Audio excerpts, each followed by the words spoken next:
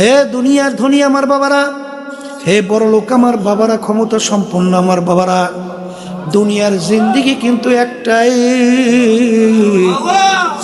একবার যদি কেউ দুনিয়ার থেকে বিদায় নিয়া কবরে যাইয়া ঠইগা বসো, দ্বিতীয়বার দুনিয়াতে সে আপিল কইরা জিতবার কিন্তু আর সুযোগ নাই। এ দুনিয়াদার পাগল আমার বাবারা, দুনিয়ার যে কোনো মামলার ভিতরে, যে কোনো কাজের ভিতরে একবার নয় 5 বারও যদি কেউ ঠগ, আবার ওই কাজের ভিতরে চেষ্টা করলে জিতবার আশা করতে পারো। কিন্তু আখেরাতের মামলায় যদি একবার কেউ ঠগ, আর দ্বিতীয়বার আর আপিল কইরা জিতবার আর সুযোগ নাই।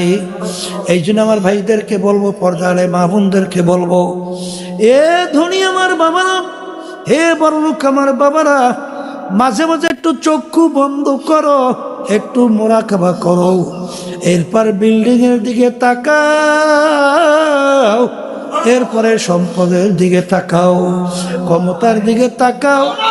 আমার আব্বাজান রহমাতুল্লাহি আলাইহি বলতেন, বাজান ডাকাইতের দলের সর্দার, ওর কত পাওয়ার, ওর দলীয় লোক কোনো যদি অন্যায় করে অনেক সময় গুলি কইরা পর্যন্ত মাইরাও ফেলে। আখারে কত শাস্তি বিভিন্ন ধরনের প্রয়োগ করে। ওর এই মাতুব্বারি সর্দারি কতক্ষণ পুলিশের হাতে অ্যারেস্ট হওয়ার আগ পর্যন্ত। যখন পুলিশের হাতে অ্যারেস্ট হইয়া যায়, ওকে যখন পিটায়, বুট দিয়া পাড়ায়, কোথায় যাইবে আর সর্দারগিরি, কোথায় যাইবে ওর সারগিরি। ঠিক আমার বাজানদেরকে বলবো, আজকে যারা দুনিয়ার মোহে দুনিয়ায় থাকা অবস্থায় আজকে বড়মিয়া হয়েছেন, ধনী হয়েছেন, আজকে বিভিন্ন ক্ষমতার মালিক হয়েছেন, সম্মানিত হয়েছেন, অনেক মেম্বার, চেয়ারম্যান, এমপি, মিনিস্টার হয়েছেন, অনেক কিছু হওয়ার পরে বাজান আজকে ধরাকে যারা সরাজ্ঞান মনে নাই কইরা, যারা বুক ফুলাই গলা টান কইরা জমিনে চলেন, এই বাজানদেরকে বলবো, আপনারা এই টাকার গরম, আপনার এই ক্ষমতার গরম, আপনার এই দলের গরম, আপনার এই সম্মানের চাহিদা কয়দিন, যে কয়দিন চক্ষু দুইটা আপনার খোলা থাকবে, যখন চিরতরে চক্ষু বন্ধ, সব কিন্তু বন্ধ। এখন তাকাইয়া দেখো, সাদা 3টা কাপড় দিয়া পেঁচ দিছে, সাদা 3টা কাপড় দিয়া পেঁচ দিয়া মাথার ভিতরে, মাজার ভিতরে, পায়ের ভিতরে বান্ধিছে, এখন প্যাকেট করিয়া ফেলাইয়া রাখছে। এখন তাকাইয়া দেখো কেমন দেখা যায়। আরে তোমার কোমরের তাগা চাবি কাইটে নিয়ে যায়। আরে সন্তানরা এসে, আত্মীয় স্বজন এসে পাশে কান্দে, কই আব্বা আব্বা কইরা চিল্লায়, আব্বা তো আর ডাকে সাড়া দিতে পারে না। এ বড় লোক আমার বাবারা, খুলনার ভিতরে মাহফিলে যাইতাম, আব্দুল্লাহ কইরা একটা যুবক ছেলে প্রতি মাহফিলে প্রায় আমাদেরকে নাস্তা করাইতো। যাইয়া মাহফিলে দেখি আব্দুল্লাহকে দেখি না। আমি জিজ্ঞাসা করি, আব্দুল্লাহ কোথায়? কলে হুজুর শোনেন না। আমি কলে কি? হুজুর আব্দুল্লাহ তো আর দুনিয়াতে না। আমি কলে কি হইল? কলে হুজুর হঠাৎ স্ট্রোক কইরা মারা গেল। ওর 2-2.5 বছরের বাচ্চাটা যখন আব্দুল্লাহর লাশ নিয়ে এসে ঘরের বারান্দায় রাখছে, ওই বাচ্চাটা বাপের লাশের কাছে যাইয়া বারবার ডাক দেয়, আব্বা ওঠো, আব্বা ওঠো। ডাকতে ডাকতে বাচ্চা অস্থির হয়ে গেল, কিন্তু আব্দুল্লাহ তো আর ডাকে সাড়া দেয় না। বাচ্চা বিরক্ত হইয়া বলে, আব্বা ঘুমাইছে, আব্বা তো ওঠে না। এ দুনিয়াদার পাগল আমার বাবারা, কোন দুনিয়ার সম্পদের পিছনে পড়ছো? এই বাংলাদেশের ভিতরে ওই যে বড় ধনী এক ব্যাংকার, ও মারা যাওয়ার পরে লাশ নিয়ে গাড়ির গ্যারেজের ভিতরে ফালাইয়া রাখছে। বাজান দুই ছেলে বাপের রাইখে যাওয়া সম্পদ নিয়ে মারামারি কাটাকাটি ঝগড়াঝাটি করে। ওদিকে বাপের লাশ হইলা পয়সা যাওয়ার উপক্রম হইল। দাপন কাফনের কোনো খবর নাই। এলাকার লোকজন চাঁদা ধইরা তারপর তাকে দাপন কাফনের ব্যবস্থা করলো। এ দুনিয়াদার পাগল আমার বাবারা, যারা ঘুষকে ঘুষ মনে করো না, সুদকে সুদ মনে করো না, যারা পরের বার ঠকাইয়া নিজের সম্পদ বাড়াতে চিন্তাও করো না, যারা জুলুমবাজি করো, মিথ্যাবাজি করো, যারা বিভিন্ন ধরনের দুর্নীতিবাজি করো, যারা চাঁদাবাজি করো, যারা আল্লাহর নীতি আদর্শ বাদ দিয়া মানব রচিত কুফুর তন্ত্র মন্ত্র বাস্তবায়নের জন্য মাতুকবাড়ি মাস্তানি করো, এ আল্লাহর বান্দারা তাকাইয়া দেখো, যেদিন তোমার চিরতরে চক্ষু বন্ধ, সেদিন দেখো কেউ তোমার পাশে আপন নাই। আরে কবরে যাওয়ার পরে আল্লাহ বাদে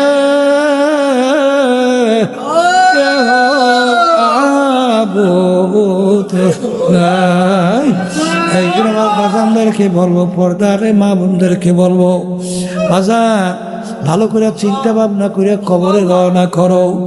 কারণ কি, আহারে এ দুনিয়াদার পাগল, আজকে দুনিয়ার মধ্যে এক শ্রেণীর মানুষ আল্লাহ ধনী বানাইলো, আর এক শ্রেণীর মানুষকে আল্লাহ ফকির বানাইলো। আহারে যখন দুনিয়াতে আসছিল রাজা বাদশা, তাও কিন্তু ল্যাংটা অবস্থায় আসছিল, আর রাস্তার ফকির তারাও কিন্তু ল্যাংটা অবস্থায় দুনিয়াতে আসলো। ভাগ্যের বিনা কেউ বা বর্মে, কেউ বা রাস্তার ফকির। যখন কবরে যাবে, যাওয়ার পরে এক শ্রেণীর গরিব ফকির আল্লাহর ফজল করমে ধনী হইয়া যাবে, আর এক শ্রেণীর ধনী ফকির হইয়া কিয়ামতের ময়দানে উঠবে। জাহান্নাম বেহেশত আমার মালিক পাশাপাশি কায়েম করবেন। আহারে মালিক তো না ফারমানি কইরা কবরে গেছিল, জাহান্নামের আগুনে জ্বলতে জ্বলতে ওর কলিজা শুকাইয়া পানির জন্য ছটফট করে, আর পেটের কথা চিৎকার করে। ওদিকে গোলাম, ও তো আল্লাহওয়ালা, ও তো আল্লাহর ফজল করমে বেহেশত পাইয়া গেছে, ও তো বেহেশতের নাজ নেয়ামত খায়। মালিক দেখে আর বলে, গোলাম তোকে আমি কত টিটকারি মারছিলাম, আরে আমি নামাজ, আরে তুই এত কাজ কইরা নামাজ ছাড়ো নাই, আমি তো আল্লাহর হুকুম নবীর তরিকা অনুযায়ী চলি নাই, কিন্তু তোর হুশ থাকতে তুই নবীর তরিকা আল্লাহর হাবিবের রাস্তা ছাড়ো নাই, আল্লাহর হুকুম ছাড়ো নাই। এখন আল্লাহর ওয়াদা অনুযায়ী তো তুই নাজ নেয়ামত বেহেশত পাইয়া গেলি, আমার কলিজা আগুনে জ্বইলা জাহান্নামের, আমার কলিজা দাউ দাউ কইরা জ্বলে, আমাকে একটু বেহেশতের নাজ নেয়ামত দাও। আরে গোলাম ডাক দিয়া বলবে, আরে ও নাফরমান আল্লাহর, আমার মালিক জাহান্নামীদের জন্য বেহেশতের নাজ নেয়ামত হারাম কইরা দিছে। এই জন্য আমার বাজানদেরকে বলবো, পর্দারে মা বোনদেরকে বলবো, হাকিকত সে তো দুনিয়া বেখবর হ্যায়, দুনিয়া কি নুমাইশ পর নজর হয়। দুনিয়া কিন্তু শান্তির জায়গা না, কেউ কোনোদিন পায় নাই, কেউ কোনোদিন পাবে না। আর দুনিয়া দারুল মেহনেওয়াল বালা, দুনিয়া কষ্ট ক্লেশের জায়গা, বালা মুসিবতের জায়গা। বাজান এই গরম, এই ঠান্ডা, এই শত্রু মিত্রর কোনো অভাব নাই, রোগ ব্যাধির কোনো শেষ নাই, সন্তান কথা শুনতে চায় না, স্ত্রী কথা অনুযায়ী চলে না, স্বামী নিয়ম অনুযায়ী চলে না, আহারে অশান্তির কোনো শেষ নাই। কেউ শান্তি চাইলে কেউ কোনোদিন শান্তি পাবে না। আর যদি শান্তি মালিকের কাছে চাও, আখিরাতের স্থায়ী শান্তি চাও, যেই শান্তির ভিতরে কোনো ভেজাল নাই। এ দুনিয়াদার পাগল আমার বাবারা, আজকে একটু মাথা ব্যথা করলে সহ্য করা যায় না, পেটে ব্যথা করলে সহ্য করা যায় না, একটা পিঠা দিলে সহ্য করা যায় না, কিন্তু আমার মালিক যে জাহান্নাম তৈরি করছেন, ওই জাহান্নামের আগুন এমন তেজের হবে, আল্লাহর হাবিব বলেন দুনিয়ার আগুনের চেয়ে 70 গুণ তেজের আগুন। ওই আগুন শরীরে যে জায়গায় লাগবে কলিজা পর্যন্ত পয়সা যাবে। আমি বলি নাই, কোনো পীর মুফতি মুহাদ্দিস বলে নাই, আমার আল্লাহ কোরআনুল কারীমের ভিতরে বলেন নারুল্লাহিল মুকাদাতুল্লাতী তাত্তালিউ আলাল আফইদা। জাহান্নামের আগুন এমন তেজের আগুন হবে, আল্লাহ যে কোনো শরীরের জায়গায় লাগার সঙ্গে সঙ্গে ওই আগুন গাইয়া কলিজা পর্যন্ত পয়সা যাবে। এই আযাব সহ্য করার শক্তি দুনিয়ার কোনো মানুষের নাই। এই জন্য আমার বাজানদেরকে বলবো, পর্দা আলে মা বোনদেরকে বলবো, আমার মালিক যখন মাহফিলে নিয়ে আসছেন, আমার মালিক বড় দয়ার, আমার মালিক বড় মায়া। আমার মালিক তো অপেক্ষায় থাকে কখন বান্দাবান্দি সেজদায় পইরা আমাকে আল্লাহ বইলা ডাক দেবে, আর আমি ডাকে সাড়া দেব, আর আমার রহমতের কোলের মধ্যে ওদেরকে টাইনা জায়গা দিয়া দেব। এই জন্য ভাইদেরকে বলবো, পর্দারে মা বোনদেরকে বলবো, মুসলমান বলতেই মন চায় ইমানকে নির্ভেজাল মজবুত করবে, নেক আমল কইরা দুনিয়া থেকে বিদায় নিয়ে কবরে যাবে। কিন্তু শয়তান এবং নাফস আম্মারা, মানুষ শয়তান তোমার আমার পিছনে শত্রু হিসেবে কাজ করে। এই জন্য আমার মালিক বলেন ওয়াকুনু মা'আস সাদিকিন, তোমরা সাদিকিন বান্দাদের সঙ্গী হও। সাদিকের বান্দাদের সঙ্গে যদি হইতে পারো, আল্লাহর ফজল ও করমে সেই নিয়ম কথা অনুযায়ী যদি চলো, দিন আর দিন। আমরা নামাজ পড়ি কেন? মালিকের হুকুম পালন করি। আমরা রোজা রাখি কেন? মালিকের হুকুম পালন করি। আমরা হজ জাকাত আদায় করি কেন? মালিকের হুকুম পালন করি। সুন্নাত তরিকায় চলি কেন? মালিকের হুকুম পালন করি। কথা ঠিক কিনা? নামাজ পড়া যেরকম নাকি ইবাদত, নামাজ না পড়াও তো ইবাদত। অনেকে বলে না, যেমন নাকি উদাহরণ ফজরের নামাজ, আপনি ফরজ পড়ার পরে সূর্য উঠতেছে, ওই সময় যদি কেউ নামাজ পড়ে সওয়াব হইবে না গুনাহ হইবে? নামাজ তো পড়ছেন, গুনাহ পাইছেন। রমজান মাসে আমরা রোজা রাখি, আল্লাহর হুকুম পালন করতেছি, কিন্তু ঈদের দিন যদি কেউ রোজা রাখে সওয়াব হবে না গুনাহ হবে? তার রোজা তো রাখছেন, পাইলেন তো গুনাহ। কারণ কি? ওই রোজাটা মালিকের হুকুম অনুযায়ী হয় নাই, নামাজটা মালিকের হুকুম অনুযায়ী। তা যাই হোক, আমাদেরকে আল্লাহ বানাইছেন তার ইবাদতে।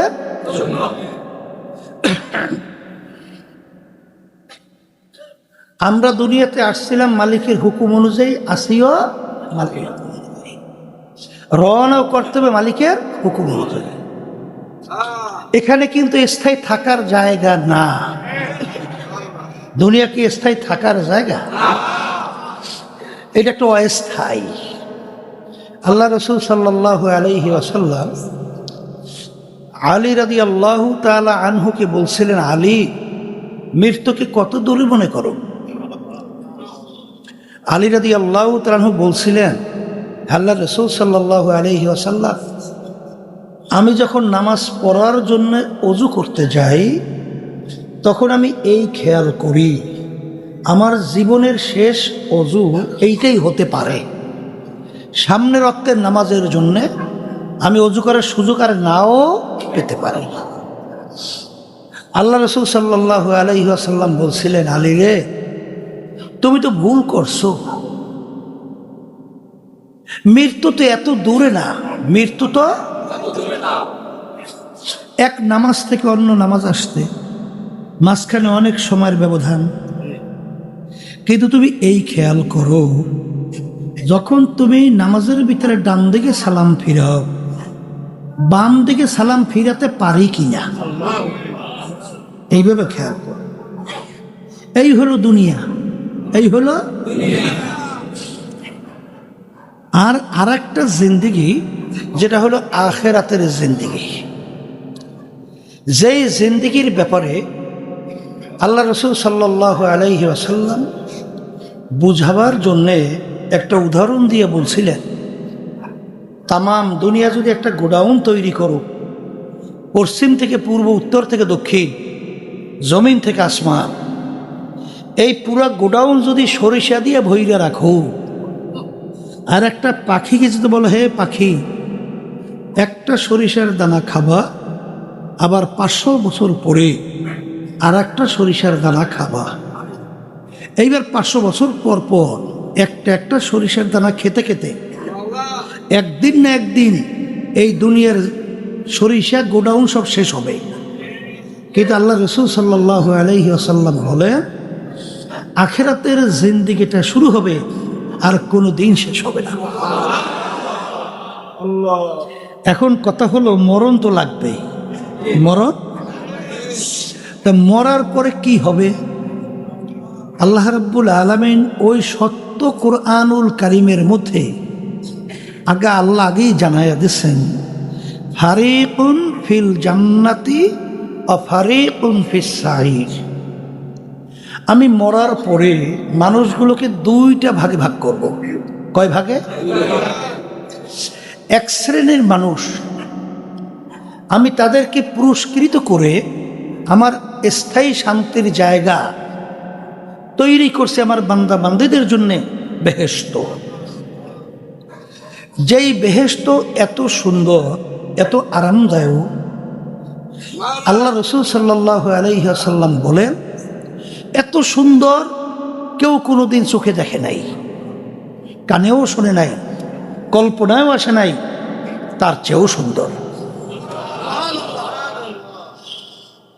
আর এক শ্রেণীর মানুষকে আমি শাস্তির জায়গা তাদের জন্য বানায় রাখছি, যে শাস্তির জায়গার নাম হলো জাহান্নাম। এত ভয়াবহ শাস্তির জায়গা, যেই শাস্তির জায়গা কেউ কোনোদিন ভয়াবহ দেখে নাই, কানেও শোনে নাই, কল্পনায়ও আসে নাই, তার চেয়েও কঠিন। আল্লাহ আপনি আমাকে, আমাদের সবাইকে এই শাস্তির জায়গা থেকে, জাহান্নাম থেকে আমাদেরকে মুক্তি দান করেন। তাহলে এখন মরার পরে মানুষগুলোকে আল্লাহ ভাগ করবে কয় ভাগে? 2 ভাগে। একভাবে তার স্থায়ী শান্তির জায়গা বেহেশত, আর এক জায়গা হলো শাস্তির জায়গা জাহান্নাম। কথা ঠিক কিনা? এখন স্থায়ী শান্তির জায়গা বেহেশতে যাওয়ার জন্যে কি লাগবে? ওই কোরআনুল কারীমের ভিতরে আল্লাহ রাব্বুল আলামিন বলছেন, ইন্নাল্লাযীনা আমানু ওয়া আমিলুস সলিহাত কানাত লাহুম জান্নাতুল ফিরদাউসি নুজুলা। বেহেশতে যারা যাইতে চাও, তাদের দুনিয়ায় থাকা অবস্থায় 2টা কাজ করে আসতে হবে। কয়টা কাজ? একটা হলো ঈমান আনতে হবে, আর একটা হলো নেক আমল করতে হবে। কয়টা কাজ বলেন? ঈমান, নেক আমল। কথা ঠিক আছে? এখন ঈমানটা কেমন হবে? ওই কোরআনুল কারীমে আল্লাহ রাব্বুল আলামিন অন্য আয়াতে বলতেছেন, আমিনু কামা আমানান নাস। তোমাদের ঈমানের ধরনটা হবে সাহাবায়ে কেরাম যেভাবে ঈমান আনছিল। ঈমানের ধরনটা কেমন হবে? সাহাবায়ে কেরাম যেভাবে ঈমান আনছিল। এখন সাহাবায়ে কেরামদের ঈমানটা ছিল কেমন, এইটা আমাদের জানতে হবে। ঈমান মানে বিশ্বাস, ঈমান মানে আচ্ছা, তাদের ঈমান কেমন ছিল? একটা উদাহরণ দেই। খালিদ বিন ওয়ালিদ রাদিয়াল্লাহু তাআলা আনহু, তাকে কাফেরের জাত বলতেছিল, খালেদ তোর আল্লাহর নাকি এত পাওয়ার, আর বিসমিল্লাহর নাকি এত পাওয়ার, এক পেয়ালা বিষ নিয়ে আসছি, এই বিষ খাইয়ে হজম করে দেখাতে পারবে? খালিদ বিন ওয়ালিদ রাদিয়াল্লাহু তাআলা আনহু বলতেছেন, বিষের কোনো শক্তি নাই, সমস্ত ক্ষমতা শক্তি আল্লাহ। এখন ঘটনা হলো, হাসানাতুল আবরারে সাইয়্যাতুল লিল মুকাররাবিন, আল্লাহর যারা নৈকট্যে পৌঁছে যায়, আল্লাহর যারা নৈকট্যে পৌঁছে যায়, গোপন একটা সম্পর্ক আল্লাহর সঙ্গে তৈরি, এদের কাজটা অনেকাংশে আমরা যারা সাধারণ আছি আমাদের ওইটা ন্যাক, আমাদের কি ন্যাক, কিন্তু তাদের জন্য ওইটা গুনাহ, তাদের জন্য ওইটা কি। এখন ওই যে বাইদিস মুস্তাফি রহমতুল্লাহি আলাইহি ঠান্ডা দুধ খাইছে, তার পেট খারাপ হয়েছে, বলতেছে ঠান্ডা দুধের কারণে মানে পেট খারাপ হয়েছে। মালিক ডাক দিয়ে বলে, ভাইজিৎ তোমার পেট খারাপ ক্ষমতা কি ঠান্ডা দুধে নামি আল্লাহ, তাই সূক্ষ্ম সেরেক করল কেন? কিন্তু আমরা যদি বলি আমাদের তো গুনাহ হবে না, কারণ আল্লাহ রাব্বুল আলামিন এক একটা জিনিসের মধ্যে এক একটা ক্রিয়া রাখছে না। তাহলে পচা খাদ্য খাইয়ে যদি পেট খারাপ হয়, এটা আল্লাহ এর মধ্যে নিয়ম রাখছে না পচা খাদ্য পেট খারাপ করে? কথা কয় না? জামাল গোটা ছিলেন, জামাল গোটা, জামাল গোটার ক্রিয়া হইল খাইলে পেট পানির মতো বাথরুম, এর একটা ক্রিয়া আছে না। আমরা যদি বলি এটা পেট খারাপ করে, এটা আমাদের গুনাহ হবে? কিন্তু যারা আল্লাহর নৈকট্যে পৌঁছে গেছে, যাদের আল্লাহর সঙ্গে গোপনে সম্পর্ক তৈরি হয়েছে, তাদের জন্য এটা গুনাহ হয়ে যাবে। কেন? যখন নাকি বলছে খালেদ, খালিদ বিন ওয়ালিদ তোমার খোতার বলে এত পাওয়ার, তাহলে বিষ খেয়ে হজম করে দেখাতে পারো? গোপনে মালিকের সঙ্গে সম্পর্ক তৈরি হয়ে গেছে। মালিক হয়তো ডাক দিয়ে বসে, খালেদ অসুবিধা নেই, খা। বিসমিল্লাহির রহমানির রহিম বইলে এক পেয়ালা বিষ ঢক ঢক করে গিলে খাইবে, কিছু হয় না। এখন এইটা দেখে আবার কেউ বিষ খাইয়েন না, কারণ আল্লাহ রাব্বুল আলামিন বিষের কিরিয়েই রাখছে হলো মরণ, আছে না? কিন্তু যাদের সঙ্গে মালিকের সম্পর্ক গোপন তৈরি হয়ে গেছে, সিগন্যাল পাইছে, ব্যাপার আলাদা। কথাটা বুঝাতে পারছি? তাহলে যেই কথা বলতে চাইছিলাম, তাদের ইমানটা ছিল এইরকম মজবুত। ওমর ফারুক রাদিয়াল্লাহু তাআলা আনহু, ওমর ফারুক রাদিয়াল্লাহু তাআলা আনহু তিনি শাসন পরিচালনাকালীন নীল নদ তার আওতার ভিতরে এসে গেছে না। আচ্ছা, নীল নদের একটা নিয়ম ছিল, প্রতি বছর একটা সময় শুকিয়ে যাইত। নিয়ম ছিল একটা যুবতী সুন্দরী মেয়েকে ওই নীল নদীর ভিতরে যদি বলি দেওয়া যেত জবাই, তাহলে নীল নদীতে পানি আসতো, নালে পানি আসতো না। আর ওই পানি এত গুরুত্বপূর্ণ, ওই পানি খেয়ে মানুষ বাঁচে, ওই পানি দিয়ে কৃষি পায়, অত্যন্ত গুরুত্বপূর্ণ না। তাই যখন নাকি ওমর ফারুক রাদিয়াল্লাহু তাআলা আনহু তার পরিচালনার মধ্যে নীল নদী এসে গেছে, তার নিয়ম অনুযায়ী নীল নদীর পানি কি করছে? শুকিয়ে গেছে। কি হয়েছে? এখন পানি আসার জন্য নিয়ম কি? যুবতী একটা সুন্দরী মেয়েকে বলি বলি জবাই। ইসলামে জায়েজ আছে না? জায়েজ নাই? তাহলে জায়েজ যদি না থাকে, এত লক্ষ লক্ষ মানুষ পানির পিপাসায় অভাবে হয়তো বা মারা যাবে, অথবা এই পানি দ্বারা ফসল হবেও না, না খাইয়ে মরবে। এখন আল্লাহ মাফ করুক, আমাদের যুগ যদি হইতো, তাহলে বিভিন্ন ফতুয়া বের হওয়া শুরু হইতো না? হ্যাঁ, একটা জান যায় যাক, আগে লক্ষ জান তো বাঁচাও, দে জবাই করিয়া। বর্তমানে আমাদের দেশে আছে না? শতকরা 92 জনের মতো মুসলমান। এই দেশে ইসলাম নীতি আদর্শ রাষ্ট্রীয় পর্যায়ে ক্ষমতায় নাই, তখন বিভিন্ন ফতুয়া বাইরে না বাইরে না, এই ফতুয়া দিয়ে দিয়ে বলে না যে মন্দের ভালো, অমুক টমুক সমুক। এইটা বলতে বলতে করতে করতে ইসলাম ধ্বংস, ইসলামী শক্তির উত্থান হয় না। তাই যেই কথা বলতে চাইছিলাম, ওমর ফারুক রাদিয়াল্লাহু তাআলা আনহু যখন গভর্নর, সে চিন্তা করলো সর্বনাশ, এত ইসলামে জায়েজ নেই, আর আমিরের হুকুম ছাড়া তো আমি এই কাজ করতে পারবো না। আমিরের কাছে সংবাদ পৌঁছেছে, আমি এই ঘটনা নীল নদী শুকাইছে, যুবতী একটা সুন্দরী মেয়েকে বলি না দিলে পানিও আসবে না, আর পানি না আসলে মানুষ না খাইয়ে মারাও যাবে, করার কি? আমির কথার কথা বলতেছে, বলো কি? তাইলে একটা মেয়ে জবাইয়ের মধ্যে পানি আসা না যাওয়ার ক্ষমতা, তা আমার আল্লাহর ক্ষমতা কোথায়? এর নাম হলো ঈমান, এর নাম হলো ঈমান।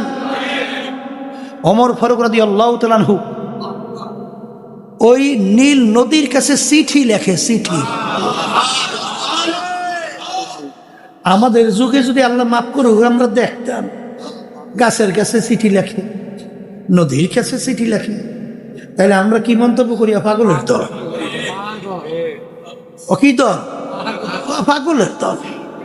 নদীর কাছে চিঠি লেখে, এখনো সুস্থ মানুষ। কিন্তু ওমর ফারুক রাদিয়াল্লাহু তাআলা আনহু চিঠি লেখার পরে বলতেছে, যাও এই চিঠি নিয়ে নদীর ভিতরে ফালাও। চিঠি কি লেখছে? লেখছে, হে নীল নদী, তুমি যদি আল্লাহর হুকুমে জারি হও তাহলে জারি হইয়া যাও, আর যদি আল্লাহর হুকুমে তুমি জারি না হও, তোমার পানি আমাদের লাগবে না। কারণ আমাদেরকে সৃষ্টি করছেন আল্লাহ, বাসাই না মারুই না মালিক আল্লাহ, রিজিক দেওয়ার মালিক আল্লাহ, তোর কোনো ক্ষমতা নাই। যা নীল নদী, তুই যদি পানি না উঠাও তাইলে তুই দিস না, মালিক ব্যবস্থা নেবে। যাও চিঠি নিয়ে নদীতে ফালা। চিঠি ফালাইতে কথার কথা দেরি, ফালাবার সঙ্গে সঙ্গে এই পানি এসে নীল নদী পানিতে সুমসুম করে ভইয়া, নীল নদী পানিতে পরিপূর্ণ। ওই যে নীল নদী পানিতে ভরছে, আজ পর্যন্ত আর শুকায় নাই। এর নাম হলো ঈমান। সাহাবায়ে কেরামদের ঈমান কেমন ছিল? এই বর্তমানে নামাজও পড়ে, ঘুষও খায়, নামাজও পড়ে, সুদও খায়, নামাজও পড়ে, ব্যবসার সঙ্গে সুদের সঙ্গে জড়াইয়া থাকে, নামাজও পড়ে, আবার বিভিন্ন ধরনের জুলুম, সাদাবাজি, টেন্ডারবাজি, দুর্নীতি, বিভিন্ন ধরনের আচরণ করে, কি করে না? আবার নামাজও পড়ে। কিন্তু আল্লাহ রাব্বুল আলামিন বলে, ওয়াজতানিবুত তাগুত, তোমরা তাগুত থেকে পরহেজ করো, বাঁচো। তাগুত কাকে বলে? তাগুতের ভিতরে সবচেয়ে একটা বড় তাগুত হলো মানব রচিত কুফরি তন্ত্রমন্ত্র আইন। তাগুতের ভিতরে একটা বড় তাগুত। আল্লাহ বলছেন, ওয়াজতানিবুত তাগুত, তোমরা তাগুত থেকে পরহেজ করো, বাঁচো। কথা ঠিক কিনা? আচ্ছা, ওদিকে দেখবেন আবু বকর সিদ্দিক রাদিয়াল্লাহু তাআলা আনহু গোলাম আজাদ করার পরে গোলামকে বলছিল, মাঝে মাঝে খাদ্য নিয়ে আসতে, বলে নিয়ে আইসো, মাঝে মাঝে খাদ্য নিয়ে আস। জিজ্ঞাসা করে, কিভাবে খাইছো, কামাই করছো কিভাবে? হযরত এইভাবে এইভাবে। যখন দেখতেন হালাল, তখন তিনি এটা খাইতেন। একদিন পেটেও বড় ক্ষুধা, গোলাম খাদ্যও নিয়ে আস, জিজ্ঞাসা না কইরা, অন্য অন্য সময় দেখছে হালাল উপায় তো আনে, জিজ্ঞাসা না করে খেয়ে গেছে। গোলাম বলতেছে, হযরত আপনি তো অন্য অন্য সময় না জিজ্ঞাসা কইরে খান না, তা আজকে আপনি জিজ্ঞাসা না করে খাদ্য খাইয়ে ফেললেন। বলে, তুমি তো সব সময় দেখছি হালাল উপায় তো খাদ্য আনো, আজকে পেটেও বড় ক্ষুধা, আর মনেও করছে হালাল উপায় তো আনছো, এই জন্য খাইয়ে ফেলছে। বলো তুমি কিভাবে কামাই করছো? তখন গোলাম বলতেছে, হজরত আমি যখন কাফেরদের অন্তর্ভুক্ত ছিলাম, জাদুবিদ্যার মাধ্যমে একটা লোককে তদবির করছিলাম, ওই লোকটা তদবিরে ভালো হয়েছে, ওই বিনিময়ে আমাকে এই খাদ্য দিছে। তখন আবু বকর সিদ্দিক রাদিয়াল্লাহু তাআলা আনহু বলতেছেন, ইন্না লিল্লাহ ইন্না লিল্লাহ, জাদুবিদ্যার মাধ্যমে তদবির করা কামাই সম্পূর্ণ হারাম, তুমি তো আমাকে হারাম খাওয়াইছো। এই কথা বইলা গলায় আঙ্গুল দেওয়া শুরু করছে। পেটেও ক্ষুধা, বলতে গেলে খাদ্য চলে গেছে পাকস্থলিতে, খাদ্য উঠতে চায়, ওদিকে চেহারা বিবর্ণ হয়ে গেছে। লোকেরা বলে, হজরত আপনি তো না যাই না খাইছেন, আল্লাহ তো মাফ করে দেবে, আপনি এত নিজের কষ্ট দেন কেন? ইমান কি? বলতেছে, হে আমার সাহাবারা, হে আমার সঙ্গীরা, হে আমার সাথীরা, আল্লাহ রসুল সাল্লাল্লাহু আলাইহি ওয়াসাল্লাম বলছেন, আল্লাহ রসুল সাল্লাল্লাহু আলাইহি ওয়াসাল্লাম বলছেন, যেই হারাম মালের দ্বারা, বলেন যেই হারাম মালের দ্বারা রক্ত এবং গোশত তৈরি হবে, তার জায়গা জাহান্নাম ছাড়া হবে না। এর জন্যে আমি আমার খাদ্য এই পেটে হজম হওয়ার আগে, আমি দুনিয়ার থেকে বিদায় হলে আমার আফসোস নাই, কিন্তু এই খাদ্য আমি আমার পেটে হজম হতে দেব না। লোকেরা পরামর্শ দিল, হজরত পেট ভইরে পানি খান, গলায় আঙ্গুল দিলে পানির বমি হবে, খাদ্য বের হয়ে আসবে। পেট ভইরে পানি খেয়ে আঙ্গুল দিয়েছে, বমি হয়ে গেছে, খাদ্য বের হয়ে আসছে। বলেন আলহামদুলিল্লাহ। এই ছিল তাদের ঈমান। আর নামাজ তো পড়ে অনেকে, কিন্তু ঘুষ তো ছাড়ে না, সুদ খাওয়া তো ছাড়ে না, এই ধোকাবাজি করে ব্যবসায় ধোকাবাজি করতে তো ভুল করে না, বিভিন্ন মানুষের মাল ঠকাইয়া নিজের সম্পদ বাড়াইতে তো চিন্তা করে না। আজকেও শুনতেছিলাম একজনে বলতেছ, একজন আলেম মন্তব্য করতেছে, এক শ্রেণীর এরকম আছে, লক্ষ টাকার নিচেও তাদেরকে ক্রয় করা যায়, মানে লক্ষ টাকা পাইছে তো ইমান এদিক ওদিক হয়ে যায়। তখন বিভিন্ন ফতুয়া বের হয়, ব্যাখ্যা বের হয়, কত কিছু বের হয়। কথা ঠিক কিনা? হে আল্লাহর বান্দা, হুব্বু ফিল্লাহ বুগযু ফিল্লাহ, হুব্বু ফিল্লাহ বুগযু ফিল্লাহ। কিয়ামতের ময়দান, যেদিন কোনো ছায়া আল্লাহর স্পেশাল আরশের ছায়া ছাড়া থাকবে না, একমাত্র আমার মালিকের স্পেশাল আরশের ছায়া ছাড়া অন্য কোনো ছায়া থাকবে না। সেদিন 7 প্রকার লোককে আল্লাহ রাব্বুল আলামিন ডাইকা তার স্পেশাল আরশে ছায়া দান করবে। কয় প্রকার? এর ভিতরে এক প্রকার হলো, যারা দুনিয়ায় থাকা অবস্থায় সম্পর্ক মোহাব্বত রাখবেও আল্লাহকে রাজি খুশির জন্যে। সম্পর্ক রাখবে কার রাজি খুশির জন্য? আর সম্পর্ক ছাড়বেও আল্লাহকে রাজি খুশির জন্যে। এই শ্রেণীর আল্লাহর বান্দা বান্দীদেরকে আল্লাহ রাব্বুল আলামিন ডাইকা তার স্পেশাল আরশে ছায়া দান করবে।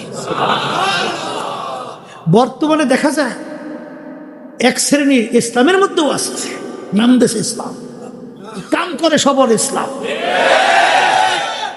এরপরে তাদের সঙ্গে জড়াইয়া দল করে, তাদেরকে সম্পর্ক মহব্বত রাখে।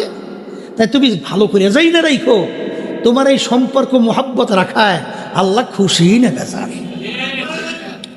যদি আল্লাহ বেজার হয় তাহলে তুমি যাই না রাখো, তুমি যত দরবেশর যাহা কিছু হও, এই হাদিস অনুযায়ী আল্লাহর আরশে স্পেশাল ছায়া কিয়ামতের ময়দান, যেদিন কোনো ছায়া থাকবে না, তুমি আল্লাহর আরশে ছায়া পাবা না।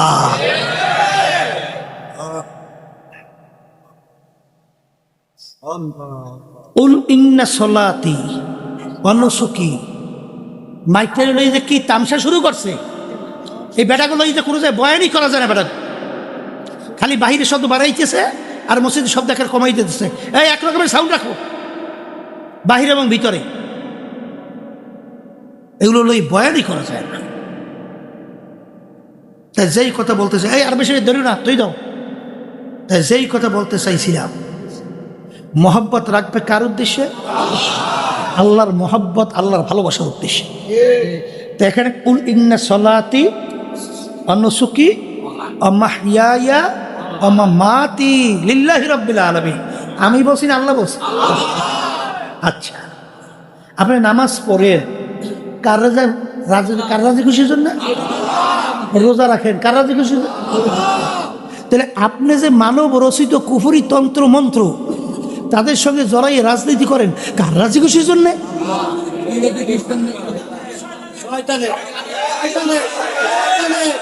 আচ্ছা, এরপর জানা নাকি তাদের সঙ্গে জড়াইয়া এরপরে আবার রাজনীতি করে, তাদের সাথে সম্পর্ক রাইখা কাকে রাজি খুশির জন্য?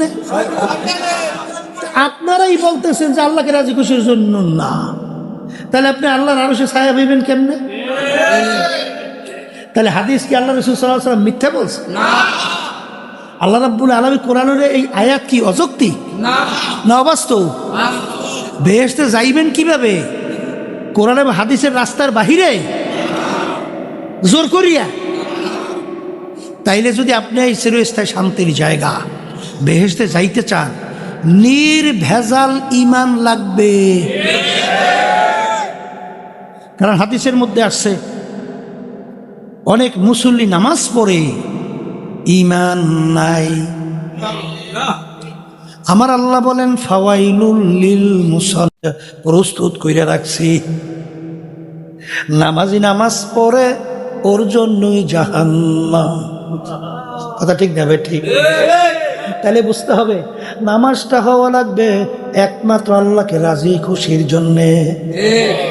আমার ব্যক্তিগত জীবন, আমার পারিবারিক জীবন, আমার সামাজিক জীবন, আমার ব্যবসার জীবন, আমার খরচের জীবন, আমার রাজনৈতিক জীবন, আমার পোশাকাদির জীবন, আমার আন্তর্জাতিক জীবন, আমার সুরাত সিরাতের জীবন, সব কিছু হওয়া লাগবে একমাত্র আল্লাহকে রাজি খুশির জন্যে।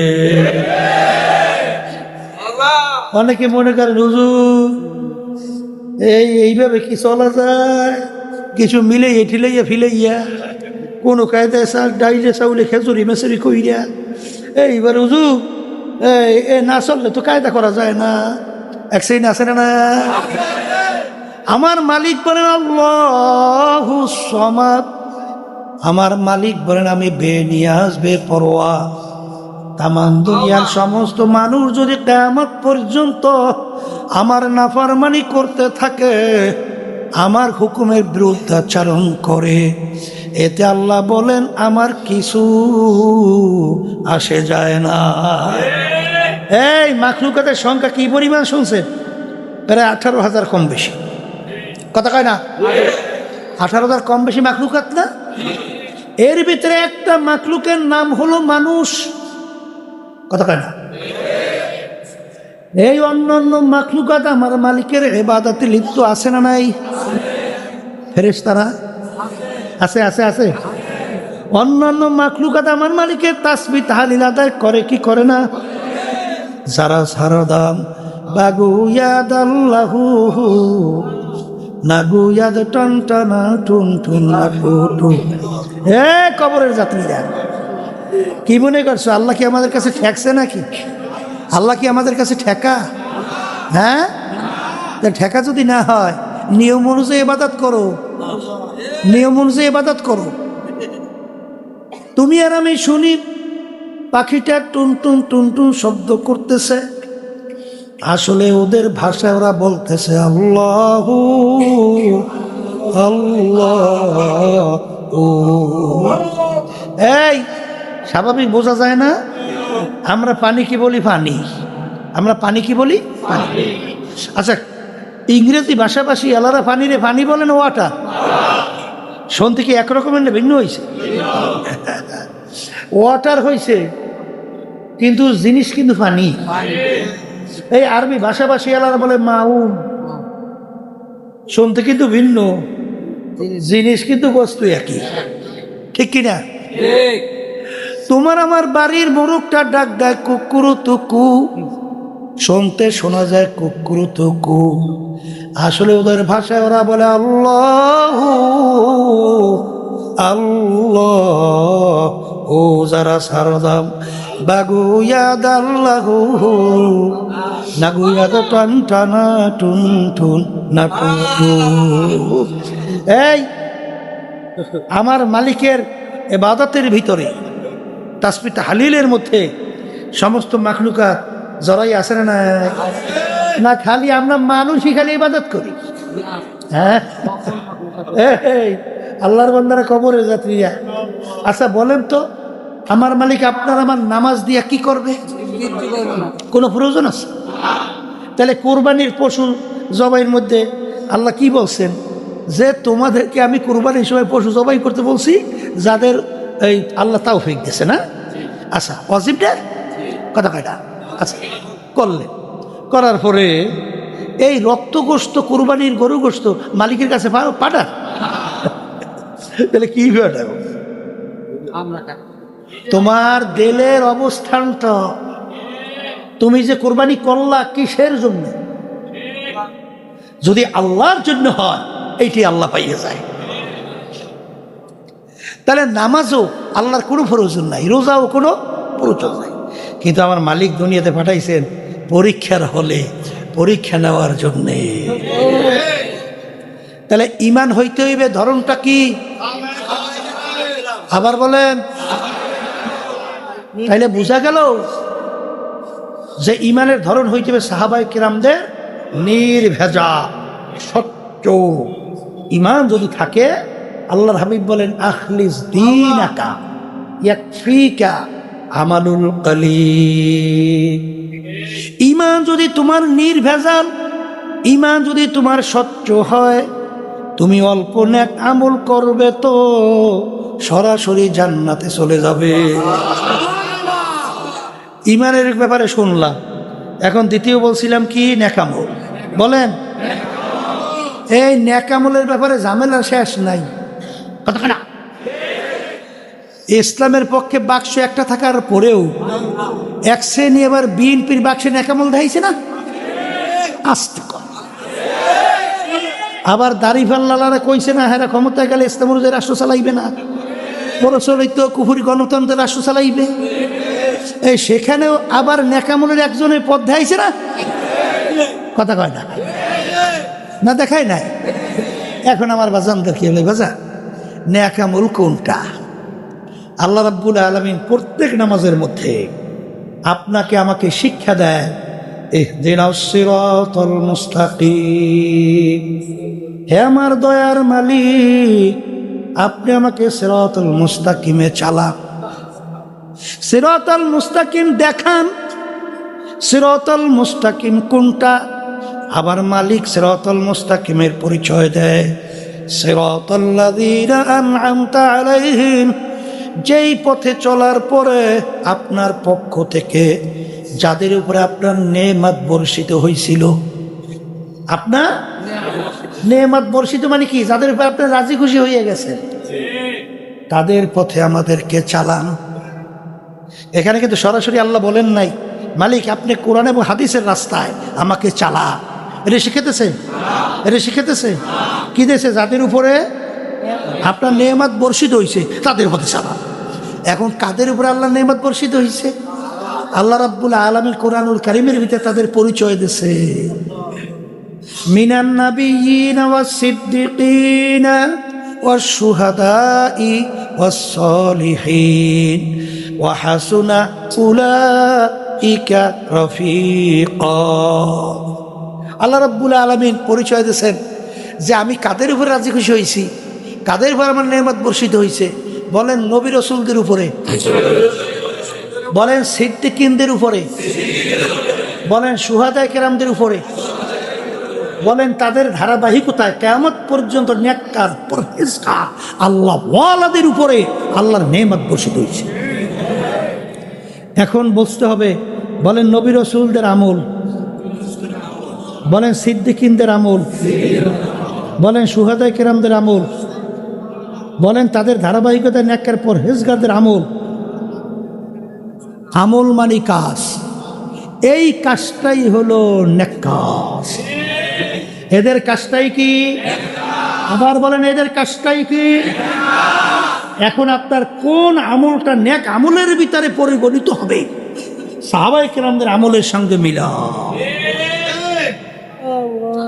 মিলাবার পরে তখন তুমি ইখলাস নিয়ে যদি আমল করতে পারো, আল্লাহর রহমতে কোনো সন্দেহ ছাড়া বেহেশতে চলে যাওয়া। আর যে আমলগুলো সাহাবায়ে কেরামদের আমলের সঙ্গে মিলবে না, যত বস্তা বস্তা আমল হোক, ও আমল নেক আমলের ভিতরে গণ্য হবে না। কথা ঠিক আছে? এখন এই নেক আমল কোনটা এইটা বোঝার জন্যে, সাহাবায়ে কেরামদের আমল কোনটা এইটা বোঝার জন্যে আল্লাহ রাব্বুল আলামিন প্রত্যেকটা মানুষের ভিতরে আল্লাহ আকল দান করছেন, জ্ঞান দান করছেন, বুদ্ধি বিবেচনা দান করছেন। এই জন্যই দেখবেন যারা পাগল, যারা পাগলের কিন্তু কোনো বাদ বিচার আছে? আছে আছে যাজা সাজা আছে। কারণ কি?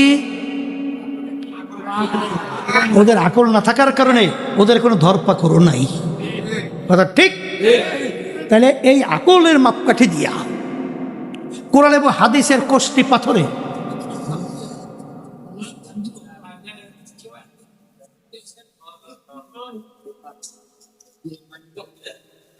যেই কথা বলতে চাইছিলেন, এবার এখন বয়ানটা শুনতেই দেবে না।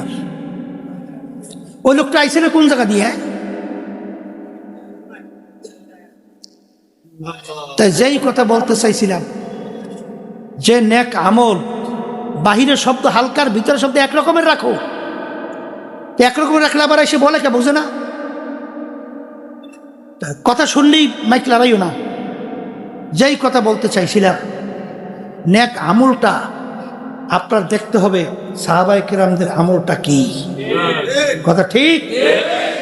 এখন আবার অনেকে কিন্তু আছে দল করে, বুঝছেন? ওই দলের চশমা চোখে দেয়, চোখে দিয়ে তারপর কোরআন এবং হাদিসের ভিতর তালাশ করে দেয় তার পক্ষের কোনো দলিল টলি পাওয়া যায় কিনা। এটা ভালো, কিন্তু না পাইলে ওইটা ছাড়তে হইবে। কথা ঠিক আছে? সাহাবায়ে কেরামদের আমলের সঙ্গে আমল মেলে কিনা, যদি না মেলে ছাড়তে হবে। কারণ কি জানেন? তোমার কবরে কি পীর যাইবে? দলের নেতা নেত্রী যাইবে? এই চরমনাই মুরিদ হয়েছে অনেকে, চরমনাই পিছিয়ে বসে যে তোমার কবরে জবাব দেবে? আরে জবাব না দিলে তোমার কবরে সিদ্ধে তোমার করতে হবে না? কিসের দল করো? আব্বাজান রহমতুল্লাহি আলাইহি বলতেন, আমি যতক্ষণ পর্যন্ত আপনাদেরকে কোরআন এবং হাদিস অনুযায়ী রাস্তা আপনাদেরকে দেখাবো, ততক্ষণ আমাদের কথা শুনবেন। পুরান মুরিদ মনে আছে? কার কার মনে আছে? উড়ান তো। ওই দেখেন, আল্লাহু আকবার, দেখেন। আর যখন দেখবেন কোরআন এবং হাদিসের সঙ্গে মেলে না, তখন আপনাদের আমার থেকে সইরা যাওয়া, ভাইগা যাওয়া অজিব। কারণ তোমরা যদি কবরে পরিচয় দাও আমি চরমনাইয়ের মুরিদ, আব্বাজান বলতেন, বাজান এই পরিচয় কবরে কোনো কাজ হবে না। এই জন্য আমার বাজানদেরকে তোমাদের দেল নেকের দিকে ঝুঁকবে, ইমান নির্ভেজাল মজবুত হইতে থাকবে। আল্লাহ আপনি আমাকে আমাদের সবাইকে তৌফিক দান করেন। মালিকের কাছে দোয়া করো, মালিক আপনি আমাকে খাঁটি ইমানদার না বানাইয়া কবরে ডাক দিয়েন না। আল্লাহুম্মা আমিন। এ ঘরের লোকেরা হাত উঠাও, গুনার কথা মনে করো, দু চোখের পানি ফেলাও, মালিকের দরবারে কান্দো। আর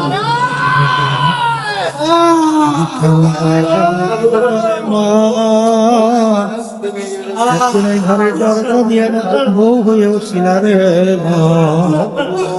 কত মেয়ে লোকে শরবত খাওয়াইলো, কত মেয়ে লোকে বাতাস করলো।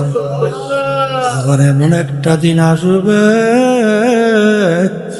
এই ঘরে দরজা দিয়া মরা লাশ হইয়া বের হবা। ছেলে কান্দবে মামা করে,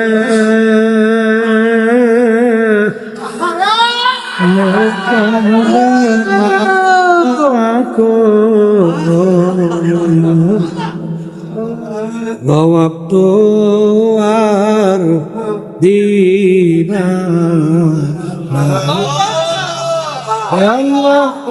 এ পর্দার আড়ালে মা বোনেরা দুই চোখের পানি ফালাও, গুনার কথা মনে করো, মালিকের ব্যাপারে কান্দো। যদি কান্না না আসে মন কেউ জ্বরে মন, একদিনে ঘরের দরজা দিয়ে নতুন বউ হইয়া উঠছো, আবার মরার লাশ হইয়া। আল্লাহ আমাদের আম্মা আত্মীয় স্বজন যারা অন্ধকার কবর শুয়ে রয়েছে, সবার কবরকে বেহেশতের বাগান বানায়া দেয়। আল্লাহ মা বাবার হেদায়েতের জরিয়া বানায়া দিয়ে। আল্লাহ হককে আমাদের কাছে হক হিসেবে প্রকাশ করে দিয়ে, বাতিলকে বাতিল হিসেবে প্রকাশ করে দেয়। সুবহান রাব্বিকা রাব্বিল ইজ্জাতি আম্মা ইয়াসিফুন ওয়া সালামুন আলাল মুরসালিন ওয়ালহামদুলিল্লাহি রাব্বিল আলামিন।